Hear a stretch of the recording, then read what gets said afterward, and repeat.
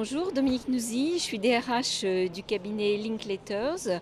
Le cabinet Linklaters est un cabinet situé à Paris qui existe depuis 1973. C'est un cabinet qui est spécialisé dans le droit des affaires. Nous sommes équipés du logiciel Suite RH i7. Nous sommes en total à peu près 320 personnes au sein du cabinet et nous faisons tous les mois un peu plus de 200 payes. Donc Danfield Conseil, c'est un cabinet conseil intégrateur qui existe depuis 25 ans et donc qui distribue les logiciels Sage, donc la paye Sage, mais aussi la comptabilité ou la gestion commerciale, donc avec une couverture nationale. Nous avons choisi d'anticiper le passage à la DSN pour mieux gérer le changement au sein des équipes. On a fait le choix d'aller de façon sereine sur ce nouveau mode de travail.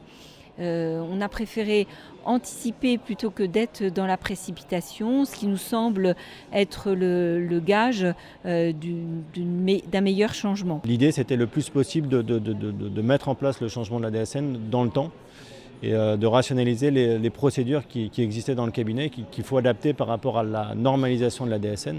L'objectif, c'était vraiment d'éviter le Big Bang de la fin de l'année, de janvier 2016. Le déploiement s'est passé sans douleur, on va dire. Les 2 personnes de l'équipe ont été formées, ont vu le produit et les différentes étapes à suivre.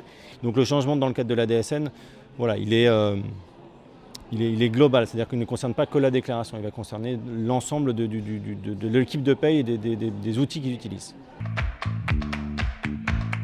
Les bénéfices sont en termes de méthode de travail et de qualité en fait, des informations qui sont contenues dans le logiciel de paye. D'autre part, je pense que les transmissions qui vont être régulières, et notamment quand il va falloir faire les transmissions sur les arrêts maladie, vont faire gagner du temps. J'estime à peu près à 1 journée par mois le bénéfice temps. Et l'équipe va pouvoir plus se consacrer, je pense, à des objectifs de contrôle qualitatif des données de paye à partir des mois qui vont venir. Ils vont vraiment se rendre compte du changement et des bénéfices que ça peut apporter, à mon avis, à partir du mois prochain, où là, on va travailler sur les arrêts de travail et c'est eux qui vont les transmettre, les signalements d'arrêt de travail. Et donc, du coup, ils n'auront plus à transmettre les attestations de salaire comme ils le faisaient jusqu'à maintenant.